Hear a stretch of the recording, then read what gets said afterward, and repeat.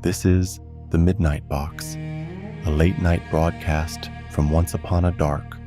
Tonight's story is about a honeymoon that entered the Grand Canyon in 1928 and did not reach its end. In 1928, Glen Hyde was 22 years old. He was tall, athletic, confident in ways that youth often allows. He had grown up around boats. He believed in endurance. He believed in physical achievement. And in October of that year, he married Bessie Haley. She was 19, practical, intelligent, curious about the world beyond expectation. Their honeymoon did not involve a train ticket to a seaside hotel. It involved a wooden boat. The plan was bold. They would row the Colorado River through the Grand Canyon, from Green River, Utah, to Needles, California, over 700 miles. At a time when river navigation through the canyon was still unpredictable. The goal was not merely to travel, it was to set a speed record. If they succeeded, Bessie would become the first woman to complete the journey. It was an expedition framed as adventure, as achievement, as something they would tell for the rest of their lives. The boat was handmade, 20 feet long, flat-bottomed, designed for river current and rapids. It was packed with food, camera equipment, notebooks, and supplies. They were not reckless. They were prepared. The Grand Canyon in 1928 was not a tourist corridor as it is now. There were no marked safety systems, no commercial river guides, no satellite tracking, only current, stone, and gravity.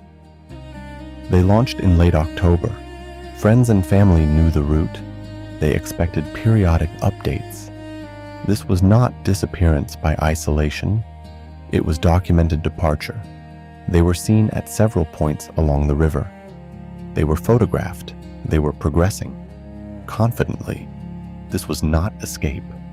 It was honeymoon as endurance, as proof, as partnership against landscape. By late November 1928, Glen and Bessie Hyde had been on the river for nearly a month. They had passed through stretches of relative calm, long corridors where the canyon walls rose in layered red stone, and the river ran wide enough to breathe. They had made steady progress, faster than many expected. They had been seen by other travelers, reported as capable, in control of their craft. But the Colorado River through the Grand Canyon is not consistent.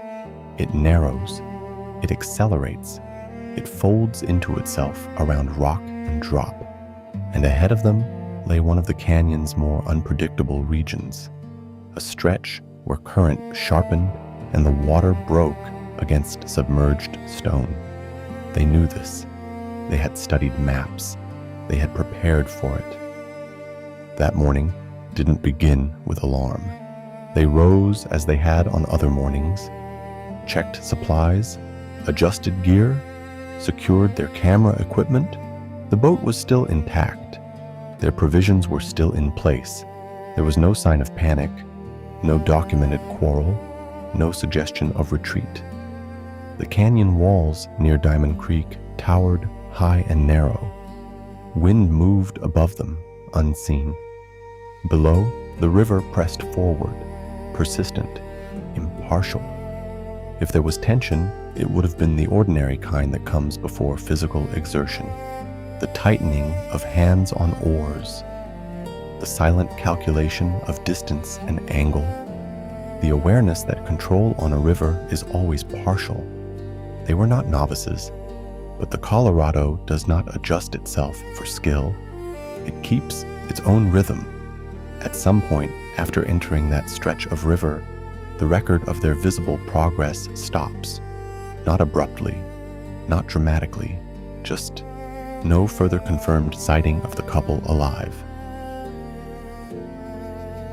Glen and Bessie Hyde were expected to complete their journey by early December. family and observers along the route calculated their progress. They had been moving efficiently. There was no reason to anticipate failure. The river was difficult, but not unknown. When they did not arrive in Needles, California, it was not immediately assumed to be catastrophe. River travel can slow, rapids can delay, weather can interfere. But as days passed beyond their expected arrival, the delay began to settle differently. Silence stretched. No telegram, no update, no celebratory confirmation of record. Search inquiries began cautiously, then with urgency. Travelers along the river were questioned, camps were checked, routes retraced, and then the boat was found. It was intact. It had not been shattered. It had not been overturned and splintered against a rock. It was upright, loaded with supplies, food still present, camera equipment inside, personal belongings undisturbed. There were no bodies nearby, no confirmed sign of struggle, no immediate indication of violent accident. The boat sat as if placed there, abandoned. That detail unsettled the search. An overturned vessel suggests force. A broken hull suggests collision. An intact boat suggests departure. But departure into what? The river had continued.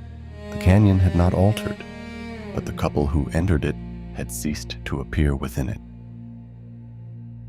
Search efforts began along the river corridor. Travelers familiar with the canyon terrain retraced the couple's likely route. Diamond Creek, side canyons, dry washes, places where a person might climb out of a boat to scout a rapid ahead. The geography did not make searching simple. The Grand Canyon is not one landscape. It is layers, terraces, sheer drop-offs, hidden side channels. A person can move upward into rock and disappear from view below, or fall and be carried miles downstream. The river does not preserve clarity. It erodes it. Searchers combed the area near where the boat had been found. They looked for footprints in sand, for torn fabric in brush, for any indication that the couple had reached shore and moved inland. Nothing definitive surfaced. No remains were recovered. No confirmed campsite beyond the abandoned boat. In time, speculation grew. Had they attempted to scout a rapid and slipped? Had one fallen and the other followed in attempt to rescue? Had they been swept into the current where the river narrows and deepens? There were later rumors, stories told decades after, whispers of bones discovered and misidentified, of an elderly woman in the canyon who some believed could have been Bessie, but none of these claims were verified in a way that replaced uncertainty with record. The official result remained unchanged. 2 young people, a boat intact, a canyon unwilling to testify. Search diminished, not because effort lacked, but because terrain outlasted it. Glen and Bessie Hyde began their marriage with a shared undertaking, not ceremony alone, not departure for comfort, but a deliberate challenge. They rode into the Grand Canyon together, not as victims, not as wanderers lost, but as partners attempting something difficult and measurable. Their boat remains one of the quietest details in the record, intact, loaded, waiting. As though the journey paused mid-sentence. There is no confirmed account of their final moment, no recovered diary entry, no witness to their last rapid, only a river that continued past the place where they stopped appearing within it. The Colorado River does not keep stories, it keeps motion. Water descends, stone shifts slowly, current carries what it takes beyond sight. Their honeymoon did not conclude at an endpoint. It did not produce a record-breaking arrival. It ended somewhere between rapids and rock, somewhere inside a canyon large enough to make human certainty feel small. In the years that followed, speculation moved where fact could not. Stories circulated, possibilities formed, but none replaced the original truth. Two young people set out together, and the canyon did not return them. The river still runs through the Grand Canyon. Boats still pass Diamond Creek. Visitors stand along the rim and look downward at water that appears smaller from above than it feels from within. The landscape remains measurable, but what happened within it in November 1928 does not. And so the record ends where the river carried it, with a boat, with stone, with youth suspended in the space between ambition and answer.